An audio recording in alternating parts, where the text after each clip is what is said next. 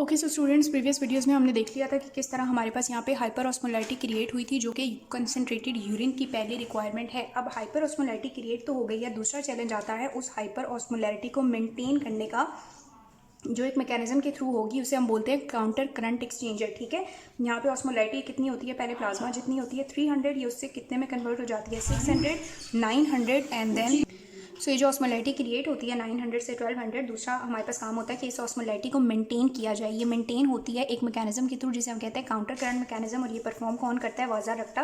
वाजा रक्टा हमारे पास क्या है, कैपिलरीज का बच्चों एक नेटवर्क है। यहाँ पे मैं ड्रॉ करूँगी तो आप कंफ्यूज हो जाएंगे। हम यहाँ पे ड्रॉ करते हैं। फॉर एग्जाम्पल आप ये इमेजिन कर लें कि ये हमारे पास नेटवर्क है कैपिलरीज का, जिसे हम क्या बोल रहे हैं, वाजा रक्टा। ठीक है, और यहाँ पे हमारे पास ये इंटरस्टिशियल फ्लूइड है, ये इसके गिर्द असल में राउंडेड शेप में होती है। ठीक है, इसकी ऑस्मोलैरिटी कितनी है 300 से 600। ठीक है, जो हमने स्टेप वाइज देख ली 900 एंड देन 1200। अब होता यूं है, पहली चीज़ आपने याद रखनी है, ये किडनी का मेड्यूलरी रीजन है। ठीक है, और मेड्यूलरी रीजन की तरफ नेचुरली ही लेस ब्लड फ्लो होता है। ठीक है, कॉर्टेक्स की तरफ ज़्यादा होता है और मेड्यूला की तरफ कम। या आप इस बात से भी अंदाज़ा लगा सकते हैं कि अगर ब्लड फ्लो यहाँ बहुत तेज़ आएगा, ज़्यादा ब्लड फ्लो आएगा, तो वो इन सारे सॉल्यूट्स को अपने साथ वॉश आउट करके ले जाएगा, और हमारी जो रिक्वायरमेंट थी कंसनट्रेटेड या डायलेटेड यूरिन प्रोड्यूस करने की, या जितनी मेहनत बॉडी ने की है यहाँ पे हाइपर ऑस्मोलैरिटी क्रिएट करने की, वो ज़ाया हो जाएगी। इसीलिए नेचर ने बड़ी अच्छी तरह से इसको क्या किया हुआ है, इस तरफ लेस ब्लड फ्लो को क्रिएट किया हुआ है। ठीक है, फॉर एग्जांपल यहाँ पे अब ब्लड आ रहा है और उसकी ऑस्मोलैरिटी कितनी है 300 मिली ऑस्मोल्स पर लीटर। बच्चों एक छोटा सा कॉन्सेप्ट आपने याद रखना है, हमारे पास जो सॉल्यूट्स होते हैं, ठीक है, सॉल्यूट्स हमेशा हाइपर से कहाँ पे मूव करते हैं, हाइपर की तरफ, हाइपो की तरफ। ठीक है, हाइपर कंसंट्रेशन से, यानी जहाँ पे उनकी हाई कंसंट्रेशन होती है, हमेशा वहाँ से कहाँ मूव करते हैं, हाइपो की तरफ। ठीक है, और वाटर हमेशा वहाँ मूव करता है जहाँ पे सॉल्यूट्स ज़्यादा हों। ठीक है, आपको पता है जहाँ नमक वहाँ पानी, जहाँ सॉल्यूट्स ज़्यादा होते हैं वहाँ पानी जाना शुरू कर देता है। ये दो चीज़ें आपने याद रखनी है इस मैकेनिज्म को अंडरस्टैंड करने के लिए। सो जब वाटर यहाँ ब्लड यहाँ पे आ रहा है कैपिलरीज में से, तो उसकी ऑस्मोलैरिटी कितनी है 300। ठीक है, जो इसके साथ बिल्कुल इक्विलिब्रिएट कर रही है, यहाँ पे कोई मसला नहीं होगा। लेकिन जो ही ब्लड यहाँ नीचे आता है, तो बच्चों देखो बायर ऑस्मोलैरिटी 600 मिली ऑस्मोल्स पर लीटर, जो कि काफ़ी ज़्यादा है एज कम्पेयर टू दिस।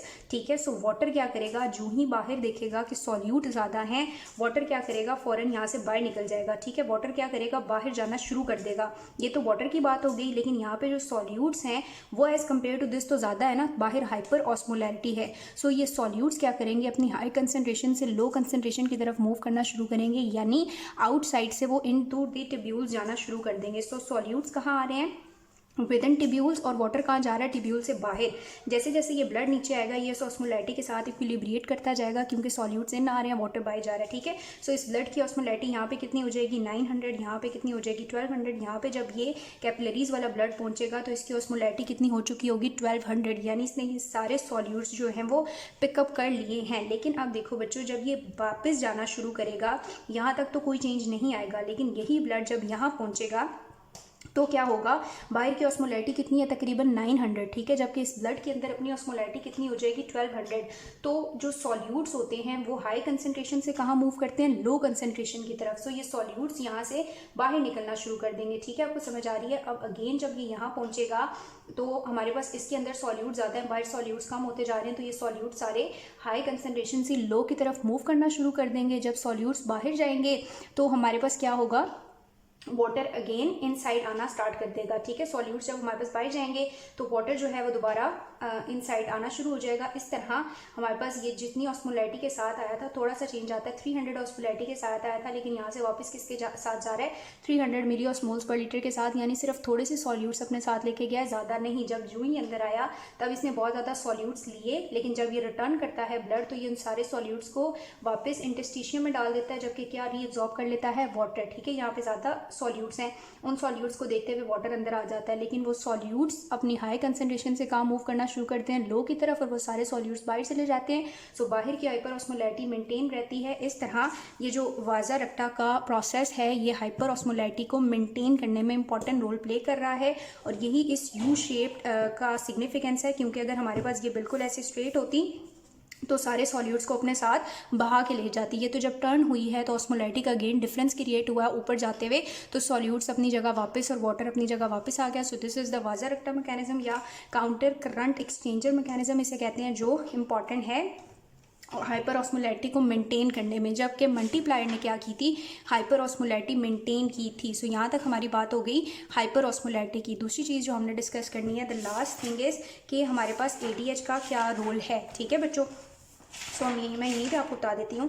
जब हमारे पास ये हाइपर ऑस्मोलैरिटी क्रिएट हो जाती है ना बच्चों, ठीक है, यहाँ तक हमारे पास क्या आ गया, यहाँ तक, ठीक है, यहाँ तक कि हमने बात कर ली थी कि हमारे पास क्या हो चुका है, अंदर सारी हाइपर ऑस्मोलैरिटी क्रिएट हो चुकी है और जो इसकी ऑस्मोलैरिटी है दैट इज 60 मिली ऑस्मोल्स पर लीटर। ठीक है, अब जब ये ऑस्मोलैरिटी हाइपर ऑस्मोलैरिटी क्रिएट होती है तो इस हाइपर ऑस्मोलैरिटी को सेंस करते हैं हाइपर ऑस्मोलर्स, ठीक है, जो कहाँ होते हैं, हमारे पिट्यूटरी ग्लैंड में। पिट्यूटरी ग्लैंड में जब वो सेंस करते हैं कि हाइपर ऑस्मोलैरिटी इतनी ज़्यादा क्रिएट हो चुकी है तो पिट्यूटरी ग्लैंड से बच्चों क्या रिलीज होता है, ADH। ठीक है, पिट्यूटरी ग्लैंड से क्या रिलीज होता है, ADH, और वो ADH आके यहाँ पर एक्ट करता है। जब ADH यहाँ पर एक्ट करता है तो इस ADH की वजह से कुछ प्रोटीन्स होते हैं यहाँ पे जिन्हें हम बोलते हैं एक्वापोरिन्स। उन एक्वापोरिन्स की फॉस्फोराइलेशन होती है, वो एक्टिव हो जाते हैं और ओपन हो जाते हैं। ठीक है, जब वो एक्वापोरिन्स बच्चों ओपन होते हैं तो इस 60 मिली ऑस्मोल्स में से क्या रीअब्जॉर्ब होना शुरू हो जाता है, वाटर। और आपने याद रखनी है जो वाटर की रीअब्जॉर्प्शन है ये मोस्टली होती है कॉर्टेक्स रीजन में। अगर मेड्यूलरी रीजन में होगी तो वो इस हाइपर ऑस्मोलैरिटी को डिस्टर्ब कर देगी। सो कॉर्टेक्स रीजन में हमारे पास मैक्सिमम वाटर रीअब्जॉर्प्शन होती है under the influence of ADH। और ADH तब रिलीज होता है जब हमारी बॉडी में पानी कम हो। ठीक है, फिर बॉडी ये कोशिश करती है कि पानी को यूरिन के थ्रू कम से कम बॉडी से निकाला जाए और वाटर को रीअब्जॉर्ब ज़्यादा किया जाए। So under the influence of ADH इसमें से हमारे पास 99.5% वाटर ओवरऑल जो है वो रीअब्जॉर्ब कर लिया जाता है। इसमें से 65% यहाँ होता है, 20 to 25% यहाँ रीअब्जॉर्ब होता है एंड रिमेनिंग ADH के रिस्पॉन्स में थ्रू एक्वापोरिन रीअब्जॉर्ब हो जाएगा। जबकि नॉर्मल अमाउंट ऑफ सॉल्यूट जितनी रीअब्जॉर्ब होनी थी उसने हाइपर ऑस्मोलैरिटी यहाँ क्रिएट करनी थी वो तो होती रहेगी। ठीक है, सो इस तरह अब हमारे पास वाटर मैक्सिमली रीअब्जॉर्ब हो जाएगा। ठीक है, सॉल्यूट्स जो है वो कंसनट्रेटेड हो जाएंगे और हमारे पास कंसनट्रेटेड यूरिन रिलीज होगा, यानी वाटर की कंसनट्रेशन काफ़ी ज़्यादा कम हो जाएगी। जबकि सॉल्यूट्स की ज़्यादा होगी तो इसको हम बोलेंगे कंसनट्रेटेड यूरिन।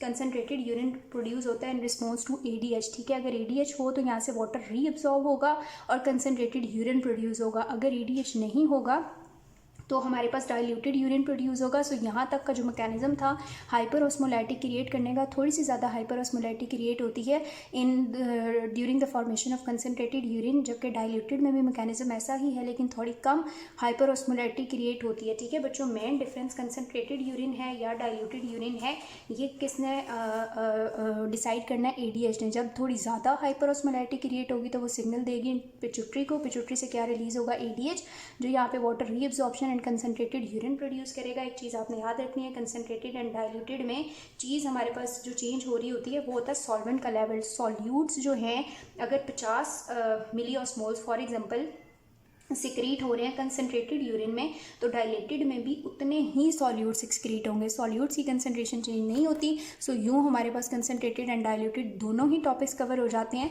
चेंज हमारे पास आता है सिर्फ यहाँ पे। ठीक है, इंपॉर्टेंट हमारे पास जो है वो कंसनट्रेटेड यूरिन है। इसके रिलेटेड कोई भी क्यूरी हो तो आप मुझसे कमेंट सेक्शन में पूछ सकते हैं।